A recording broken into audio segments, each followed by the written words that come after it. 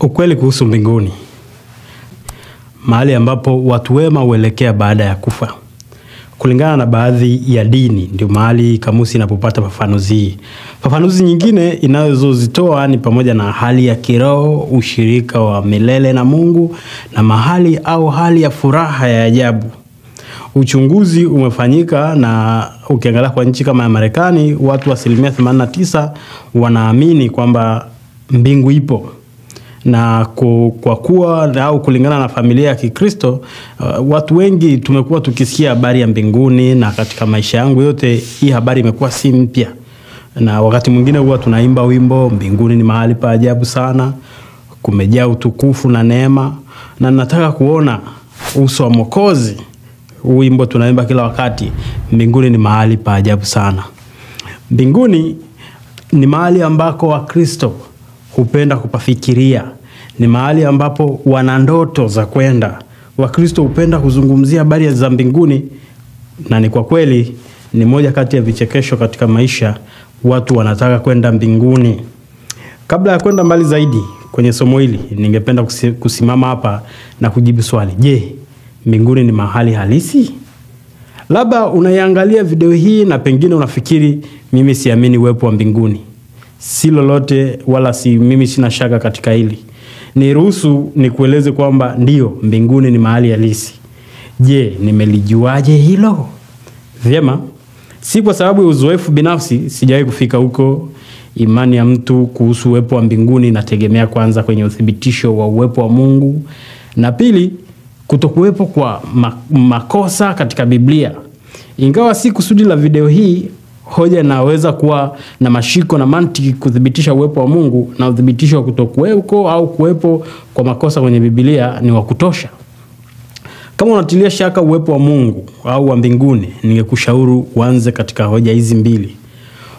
Utapata mambo ya msingi ya kukubaliana na mashaka au kukabiliana na vitu vyovyote ambavyo wewe unavifikiria kuhusiana na swala la mbinguni. Kwa wakati huu tuishie au tujenge hoja moja kwa moja kama mimi na wewe tunaweza kuwa waamini wa uwepo wa Mungu, kwamba Biblia ni ya kutegemewa, kwamba mbinguni ni mahali halisi, na kwamba unapaswa kujifunza mengi zaidi kuhusu huko. Hilo likiwa akilini, hebu tuanze na swali. Je, mbingu ni nini? Kwanza, ni mahali pa makao ya Mungu.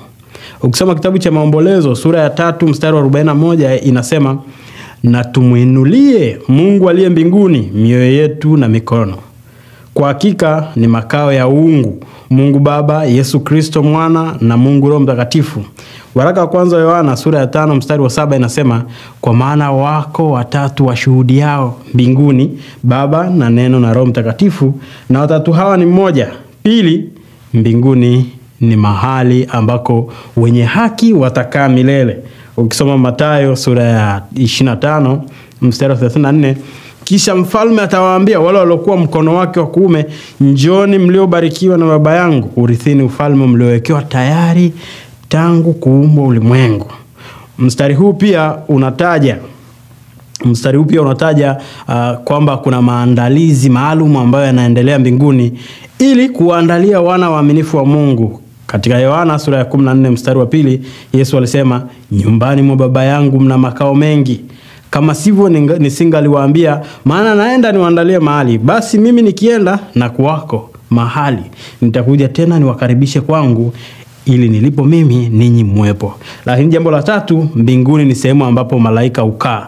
Mathayo sura ya 22 mstari wa 30, ingawa Wakristo hupenda kuzungumzia mbinguni, ni mahali ambapo habari zake zina maswali mengi. Katika Yohana sura ya 12, Yesu amekuja hapa Bethania nyumbani mwa Mariamu na Martha, na kifungu kinaeleza kwamba Lazaro alikuwa pale. Halafu kinaongeza kusema ambaye alikuwa amekufa, lakini Yesu alimfufua kutoka kwa wafu. Na ina hivyo kuna makundi au kuna kundi la watu waliokaa mezani wakila chakula, na Yesu yuko pale na Lazaro pia. Je, unaweza kufikiria huko umekaa mezani pamoja na Yesu na Lazaro ambaye alikuwa amekufa? Je, hujui kwamba kutakuwa na maswali mengi ambayo ungependa kuuliza? Hebu sikiliza mstari wa 9. Basi watu wengi katika Uyahudi walipata kuja ya kuwa yeye yuko huko, na wakaja si kwa ajili ya Yesu tu, ili wamuone na Lazaro ambaye Yesu alimfufua katika wafu. Watu walikuja kumuona Yesu, lakini pia kumuona Lazaro. Je, ungelipenda kumuuliza Lazaro, je, ulijisikiaje ulipopumua pumzi yako ya mwisho? Je, ni nini kilitokea? Je, ulikwenda mbinguni au paradiso? Hayo ndio baadhi ya maswali au masuala ambayo watu huwa na mijadala nayo. Lazaro anatueleza au anatuonyesha kwamba itakuwaje mtu atapokwenda huko. Je, uliwaona marafiki wa zamani? Je, uliwatambua? Je, wanafananaje? Na kwenye Wakorintho wa pili sura ya 12 mstari wa 2, Biblia inatuambia, na mtamjua mtu mmoja katika Kristo yapata sasa miaka 14, kwamba alikuwa katika mwili sijui, kwamba alikuwa nje ya mwili sijui, Mungu ajua. Mtu huyo alinyakuliwa juu mpaka mbingu ya 3. Namjua mtu huyo, kwamba alikuwa katika mwili sijui, kwamba alikuwa nje ya mwili sijui, Mungu ajua ya kuwa alinyakuliwa mpaka peponi, akasikia maneno yasiyotamkika ambayo haijuzi wanadamu au mwanadamu. Watu wengi wanaamini kwamba Paulo anajizungumzia yeye mwenyewe hapa, na kama ulivyoona kwamba alinyakuliwa akapelekwa huko, yeye ndiye aliyenyakuliwa mpaka mbingu ya 3.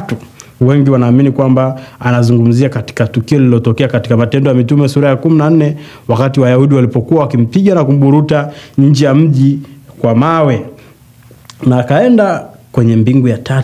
Anasema, mimi sijui kama nilikwenda au kama nilikuwa naona maono kutoka kwa Mungu, lakini anasema hivi, niliona mambo yasiyopasa kutamka. Je, hilo linakuongezea hali ya mashaka? David Limscon aliandika, pazia linalofunika siri za utukufu wa mbinguni, Mungu hajaruhusu lifunuliwe.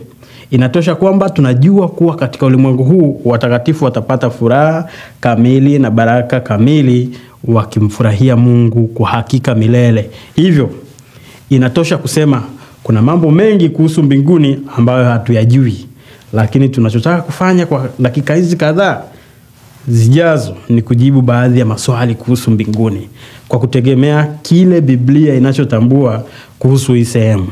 Kwanza, je, mbinguni ni wapi? Je, mbinguni kutakuwa ni duniani kuliko karabatiwa au vipi? Hata hivyo, ni kweli kwamba kuna wengi wanafundisha kwamba mbinguni kutakuwa hapa duniani. Unafahamu mashahidi wa Yehova pamoja na waandishi wengi wa madhehebu wanabishana na kwamba ujio wa pili wa Yesu Kristo duniani hautakuwepo. Dunia itasafishwa kwa moto wakati akija, na dunia hii itakuwa ndio makao ya waaminifu kukaa milele, wale wote waliokuwa waaminifu. Wanazungumzia kama nchi mpya. Huwa wanapenda kwenda kwenye vifungu kama Ufunuo sura ya 21 mstari wa 1, sema, kisha nikaona mbingu mpya na nchi mpya, kama mbingu za kwanza na nchi ya kwanza zimekwisha kupita.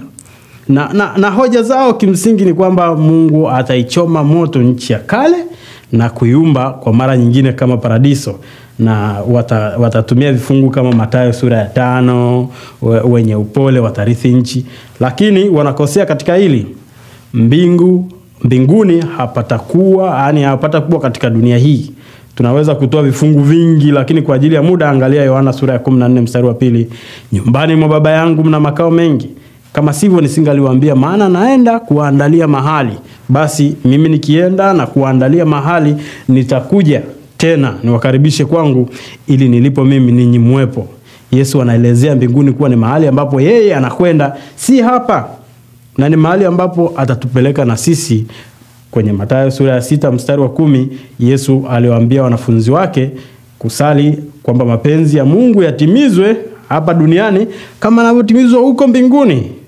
Kwa uwazi kabisa, hizi ni sehemu mbili tofauti. Waraka wa pili wa Petro sura ya 3 mstari wa 10, lakini siku ya Bwana itakuja kama mwivi. Katika siku hiyo mbingu zitatoweka kwa mshindo mkuu, na viumbe vya asili vitageuzwa na kufumuliwa, na nchi na kazi za mikono zilizomo ndani yake zitateketea. Rafiki yangu, ulimwengu wa vitu utakoma kuwako. Hautakwenda kurekebishwa, utakwenda kuangamizwa.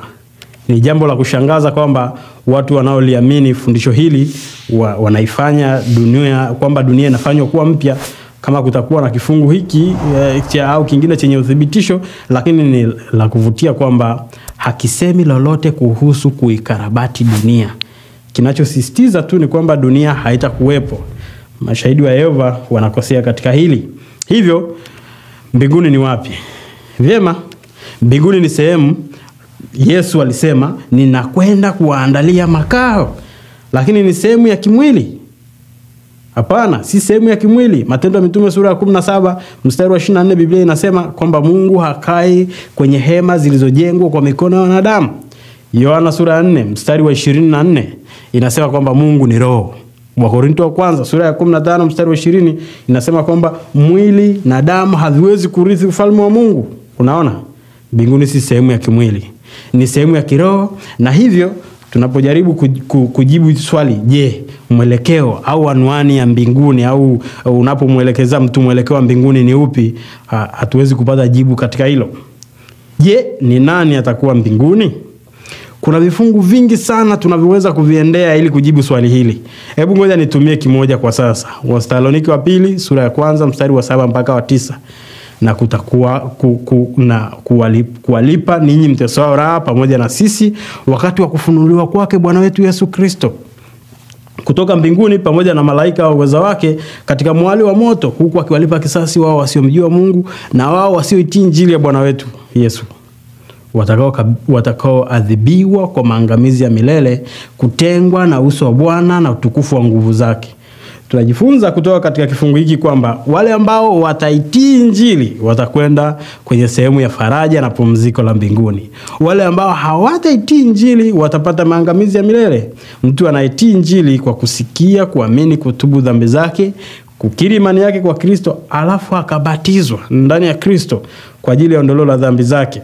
Kwa kufikia hapo, Mungu mzidisha kwenye kanisa lake ambalo ni mali yake Kristo, na kama akiishi kwa uaminifu na utii kwa Kristo siku zote zilizobaki, atajipatia makao huko mbinguni milele.